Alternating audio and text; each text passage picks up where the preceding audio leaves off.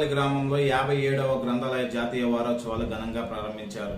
14వ తారీఖు నుండి 20వ తారీఖు వరకు జరిగే వారోత్సవాల్లో ప్రతిరోజు విద్యార్థులకు వివిధ అంశాల్లో నైపుణ్యతను చాటుకునే విధంగా పోటీలు నిర్వహించి 20వ తారీఖు నిర్వహించే ముగింపు సభలో బహుమతులను అందజేయడం జరుగుతుందని గ్రంథాలయ అధికారి బి స్వర్ణలత తెలియజేశారు. ముందుగా ఈ వారోత్సవాలని గ్రామ సర్పంచ్ పిల్ల అనిత ప్రారంభించి పండిట్ జవహర్లాల్ నెహ్రూ గ్రంథాలయ వ్యవస్థాపకులు అయ్యంకి వెంకటరమణ చిత్రపటాలకు డెవలప్మెంట్ కమిటీ అధ్యక్షులు గుండపనేని ఉమావరప్రసాద్తో కలిసి పూలమాలలు వేయడం జరిగింది. ఈ వారోత్సవాల్లో ఉప సర్పంచ్ లంకా అజయ్, మండాది రవీంద్ర, గ్రంథాలయ అభివృద్ధి కమిటీ సభ్యులు కోడేబోయిన బాబీ, స్వర్ణలత, జిల్లా పరిషత్ హై స్కూల్ ప్రధాన ఉపాధ్యాయురాలు Nirmala, MPP school HM Usharani, ZPH school ఉపాధ్యాయురాలు జగతి తదితరులు పాల్గొన్నారు. అందరం కూడా మీకోసం కంటున్నాం కదా. మీ నెట్వర్క్ రీడింగ్ ఎందుకంటే ఈ లైబ్రరీ అనేది మీకు అర్థం అవ్వాలంటే వాళ్ళకి బుక్స్ చదవాలి. అందుబాటు తెలియకుండా మీ అందరికీ పెద్ద బాలశక్తి తెలుసా? బాలశక్తి తెలియదుగా. పెద్ద బాలశక్తి తగ్గితే సంపూర్ణ విజ్ఞానం అందరికి.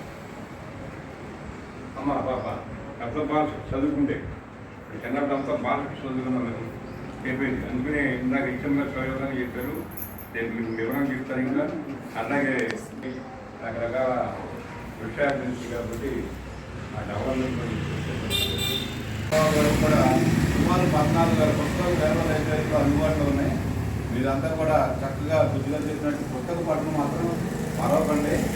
మీరు ఎంతో మేధావులు పెంచుకోవచ్చు. కాబట్టి ఈ వారం రోజులు జరిగే కాంపిటీషన్స్లో మాత్రం ఎవరో నైపుణ్యత వారు చూపించి లైబ్రరీ కమిటీ తరఫున ఇచ్చేటువంటి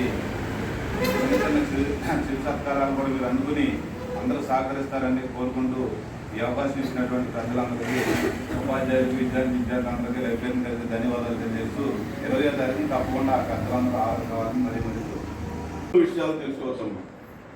ప్రతిరోజు గ్రంథాలయం కనీసం వారానికి 2-3 రోజులైనా గ్రంథాలయానికి వచ్చేటువంటి అలవాటు ఏర్పాటు చేస్తుంది. దీనివల్ల మీకు చదువుతో పాటు సమాజంలో ఉన్నటువంటి ఇతర విషయాల మీద కూడా అవగాహన పెరుగుతుంది. చదువు ఒకటే కాదు, ఇంకా అన్నీ కూడా మీరు నేర్చుకొని మంచి ప్రయోజనంగా తీర్చబడతారని కోరుకుంటూ ఈ అవకాశం మీకు ధన్యవాదాలు. ఇప్పుడు మనం ఫోన్లోనే చూస్తున్నాం కదా, పుస్తకాలు ఎట్లా మర్చిపోయాయి.